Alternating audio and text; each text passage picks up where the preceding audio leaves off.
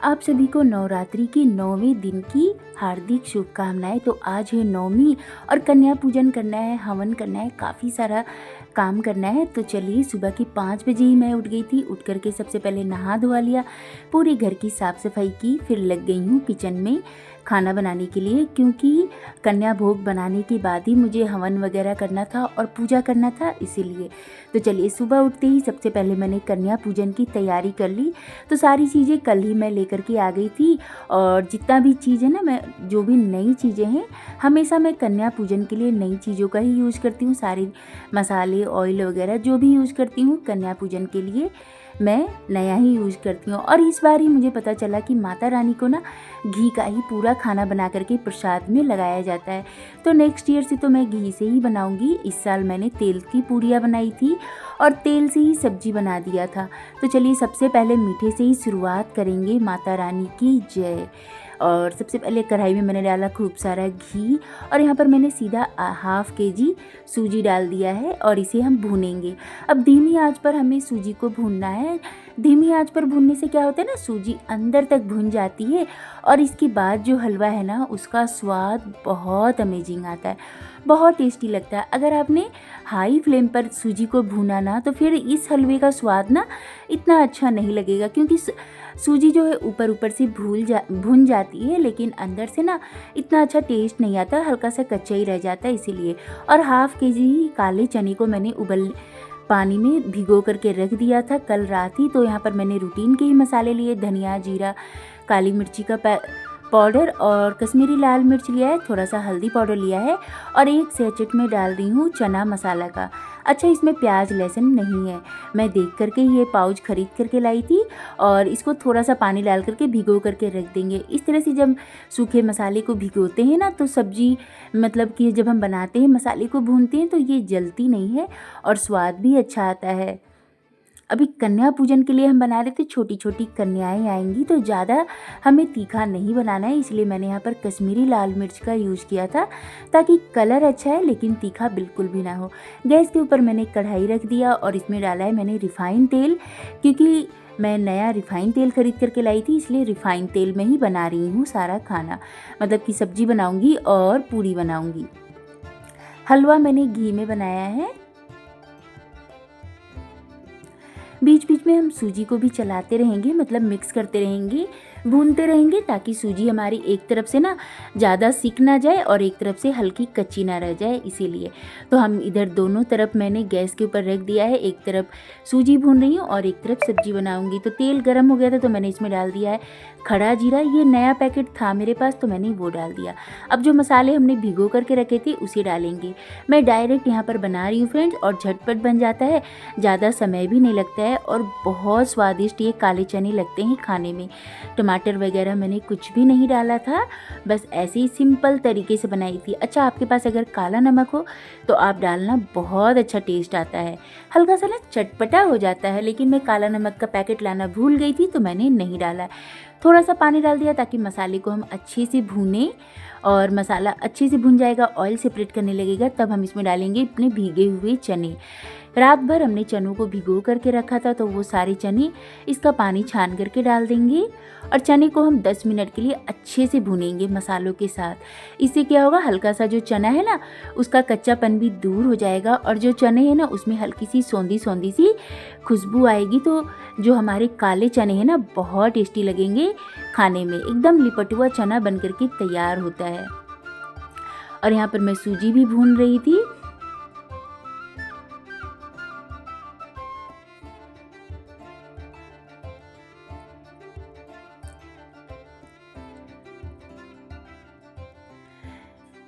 स्वाद के हिसाब से हम डालेंगे नमक,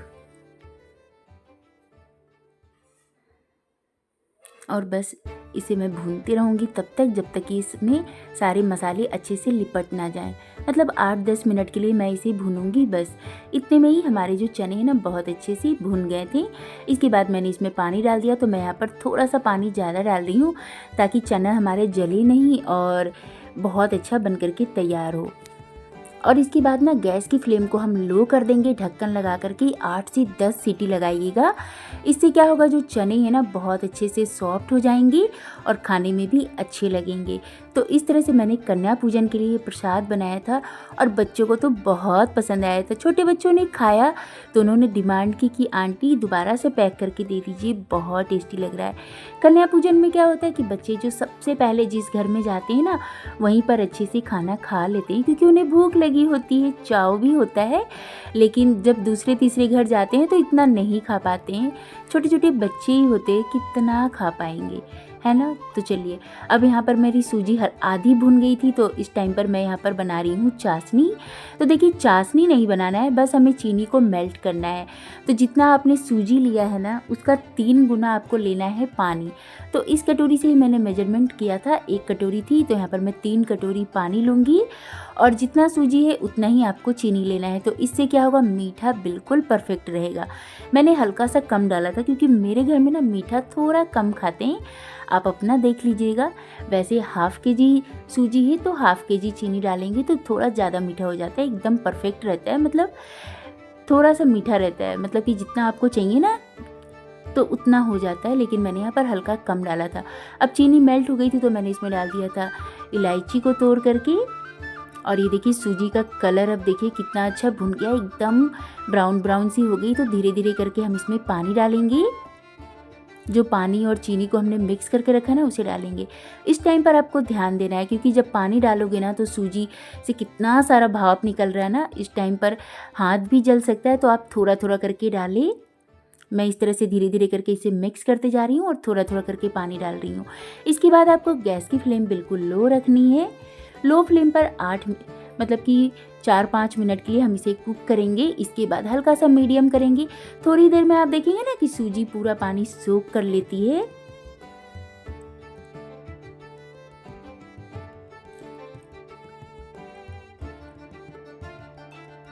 और जो हलवा है बहुत टेस्टी बन करके तैयार होता है। तो देखिए, हमने बहुत कम ही घी डाला था इस स्टार्टिंग में। तो इस टाइम पर ना, अब जब हलवा बन करके बिल्कुल तैयार हो जाएगा तब हम इसमें घी डालेंगे।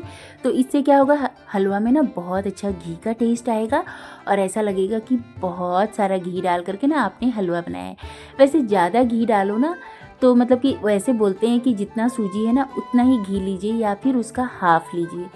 तो फिर इतना सारा घी वाला आजकल कोई भी खाना पसंद नहीं करते हैं और बच्चे तो स्पेशली नहीं खा पाते हैं। तो मैंने इस तरह से बनाया था। देखिए, यहाँ पर सूजी अच्छे से फूल गई है। अब मैं यहाँ पर 5 से 6 चम्मच घी डालूंगी। तो सीधा मतलब कि 1 पाव घी तो हो ही जाता है। हाफ़ केजी सूजी था तो मैंने इसमें कम से कम 150 से 200 ग्राम के करीब घी का यूज किया है हलवा बनाने के लिए। और यहाँ पर मैंने पूरा पानी भी सोख नहीं किया था, हल्का सा रहने दिया था। इस टाइम पर घी डाल दिया है। देखिए, अब हलवे की कंसिस्टेंसी देखिए एकदम परफेक्ट है। और गैस की फ्लेम को हम बंद कर देंगे। मैं यहाँ पर कोई भी ड्राई फ्रूट नहीं डाल रही हूँ, क्योंकि छोटे बच्चे ना ड्राई फ्रूट खाना पसंद नहीं करते हैं, फिर वो निकालते रहते हैं। इसीलिए मैंने कोई भी ड्राई फ्रूट नहीं डाला है इसमें। और हलवा बनकर के बिल्कुल तैयार है। तो बहुत ही सिंपल तरीके से सूजी का हलवा बनाया है। लेकिन बताऊं फ्रेंड्स, एक छोटी सी कन्या थी ना, उन्होंने कहा कि आंटी प्लीज़ मुझे हलवा दोबारा से पैक कर दीजिए, मुझे ये हलवा बहुत पसंद आया, मैं घर जाके आराम से जब भूख लगेगी ना फिर खाऊंगी। तो चलिए, हलवा तैयार हो गया। अब मैं सब्जी बना रही थी यहाँ पर आलू गोभी की। तो तेल डाला, उसमें डाला जीरा और तेजपत्ता डाल सकते हैं, लेकिन नया तेजपत्ता मैं नहीं लेकर के आई थी तो नहीं डाला है। टमाटर डाल दिया, हल्दी पाउडर, धनिया पाउडर, जीरा पाउडर, काली मिर्ची का पाउडर डालूंगी और थोड़ा सा कश्मीरी लाल मिर्च डालेंगी। और कोई भी एक्स्ट्रा मसाला मैं नहीं डाल रही हूँ। जो नया पैकेट था ना, बहुत कम इंग्रेडिएंट में आज हम खाना बनाएंगे, लेकिन माता रानी का भोग का खाना है ना, तो बहुत स्वादिष्ट लगता है। वैसे भी सात्विक थाली है ना, तो बिल्कुल सादी और सिंपल ही बनती है, जो कि बहुत ज़्यादा स्वादिष्ट लगती है खाने में। यहाँ पर मैंने टमाटर थोड़ा सा ज़्यादा डाला था तो खट्टा खट्टा ऐसे ही लगेगा, मतलब कि आपको इसमें आमचूर वगैरह कुछ भी डालने की ज़रूरत नहीं है। हींग भी मेरे पास नहीं थी तो मैंने नहीं डाला है, वैसे हींग हो तो आप ज़रूर डालिएगा। टमाटर मेल्ट हो गया था, नमक भी मैंने डाल दिया था साथ के साथ ही टमाटर के साथ। टमाटर अच्छे से भुन गई थी, ऑयल सेपरेट करने लगा था, तो मैंने इसमें डाल दिया है फूल गोभी और आलू। अब इसको हम ढक करके लो फ्लेम पर कुक करेंगे, एकदम धीमी आंच पर पकाएंगे। इसमें ना हम पानी वगैरह कुछ नहीं डालेंगे, बस इसी तरह से धीमी आंच पर इसको पकाएंगे। और सबसे लास्ट में ना एंड में आपको इसमें गरम मसाला डालना है, तो आपका जो आलू गोभी का सब्जी है ना बहुत स्वादिष्ट बन करके तैयार होगा।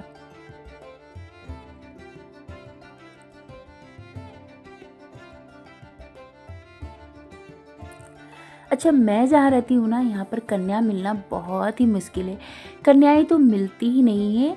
तो सारा खाना बन गया था फ्रेंड्स, फिर मैंने पूजा वगैरह कर लिया क्योंकि लेट हो रही थी। कन्या पूजन के लिए मैंने 8 बजे का ही समय रखा था। कन्या मुझे 8 बजे मिल गई थी और सारी कन्याओं के मैं सबसे पहले पैर धोऊंगी।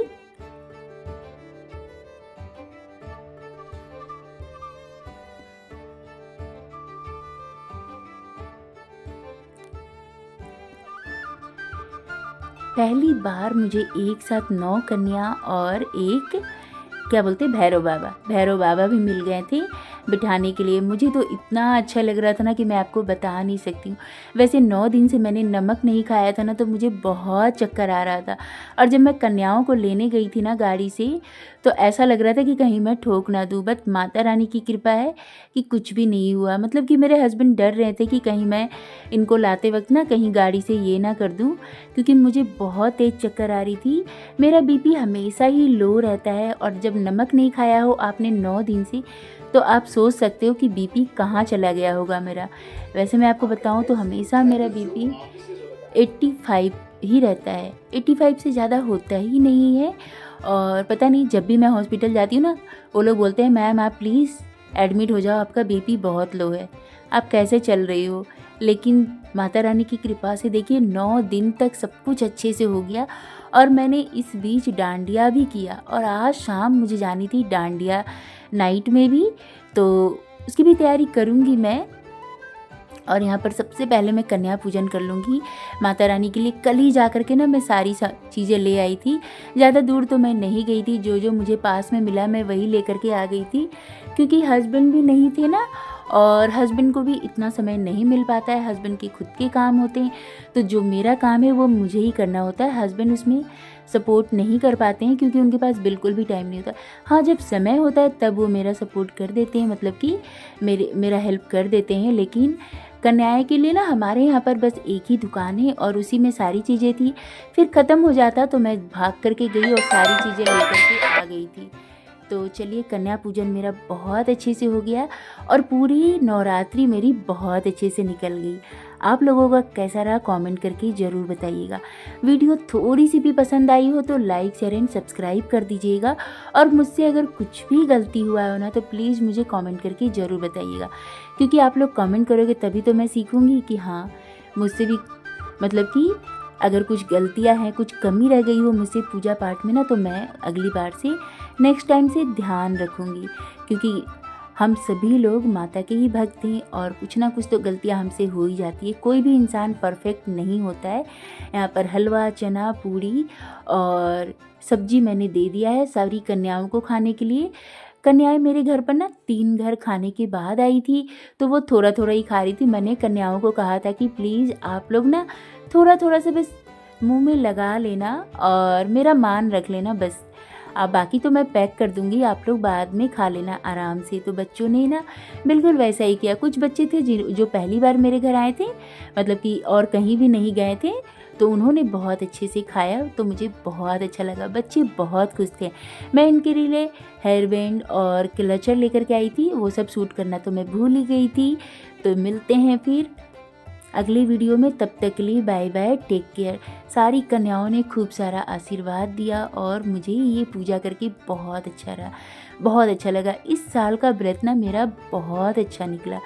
7 साल से मैं माता रानी का व्रत कर रही हूँ और हर साल तो मैं जौ नहीं उगाती हूँ। इसी साल मैंने जौ उगाए थे। कन्या पूजा वगैरह बहुत अच्छे से हो गया, सब कुछ अच्छे से निपट गया। और इसके बाद मैं अपना व्रत खोलूँगी हलवा, पूड़ी और चना खा करके। सबसे पहले मैं प्रसाद खाऊंगी, इसके बाद ही अब कुछ काम करूँगी। देखिए, बच्चों को कन्या पूजन अच्छे से हो गया ना, तो ऐसा लग रहा है कि पूजन सब कुछ बहुत अच्छे से हो गया। सच में इस बार बहुत अच्छे से मेरी नवरात्रि की पूजा हो गई। एक एक चीज़ जो मैंने सोचा था ना वो सब हो गया। और ये है शाम का, जब मैं गरबा के लिए तैयार होकर के जा रही थी। तो कैसी लग रही हूँ कमेंट करके ज़रूर बताइएगा। अच्छा, मैं चाहती थी कि मैं सूट करूं, लेकिन ना 9 दिनों बाद नमक खाया तो बिल्कुल भी मन नहीं हो रहा था कुछ भी सूट करने का। बस मैं फटाफट से तैयार हो गई हूँ। तो आज का वीडियो या ब्लॉग आपको थोड़ा सा भी पसंद आया हो तो लाइक शेयर एंड सब्सक्राइब कर लीजिएगा। अच्छा, मैं ज़्यादा मेकअप तो बिल्कुल भी नहीं करती हूँ, मेरे पास ये सारी चीज़ें पहले से ही थी और बस वही सब कुछ मैंने पहन लिया। और इस बार बस मैंने ये नथ खरीदा था स्पेशली, मुझे बहुत पसंद आया था इसलिए मैंने ले लिया था। और देखिए डेकोरेशन भी कितना अच्छा हुआ है, बहुत अच्छे से सब कुछ हो गया। और पूरी नवरात्रि की पूजा मेरी बहुत अच्छे से हो गई। इस पार्टी में मैंने कुछ भी नहीं खाया था क्योंकि नौमी थी ना, तो बिना प्याज लहसुन वाला ही खाना खाना था। तो मैंने कुछ भी नहीं खाया था, बस जूस पी लिया और जलेबी और रबड़ी, और मैंने खूब इंजॉय किया गरबा।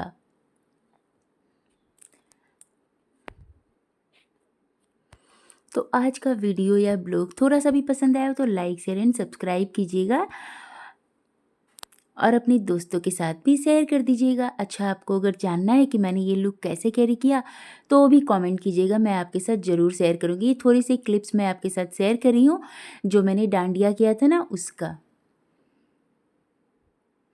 इतनी दिनों से मैं प्रैक्टिस करी थी डांडिया और गरबा के लिए, फाइनली वो दिन आ गया था और बड़ा मज़ा आ रहा था, बहुत अच्छा लग रहा था। यहाँ पर ना मुझे ऐसा फील ही नहीं हो रहा था कि मैं 9 दिन से व्रत में थी। बहुत अच्छा, बहुत मज़े किए हम सभी लोगों ने। जैसे मैं तो बंगाल से हूँ ना, तो दुर्गा पूजा मैं बहुत ज़्यादा मिस करती हूँ, लेकिन ठीक है, जहाँ जैसा कल्चर होता है ना, हमें उस हिसाब से ही ढल जाना चाहिए, तभी आप लाइफ को एंजॉय कर सकते हो। अगर आप यही सोचते रहोगे कि बंगाल जैसा दुर्गा पूजा यहाँ नहीं होता है तो फिर खुश नहीं रह पाती। तो जामनगर का डांडिया ही हमने एंजॉय कर लिया और ये बहुत ही अच्छा लगता है। थैंक यू फॉर वॉचिंग, मिलते हैं फिर कल के ब्लॉग में। Bye bye, take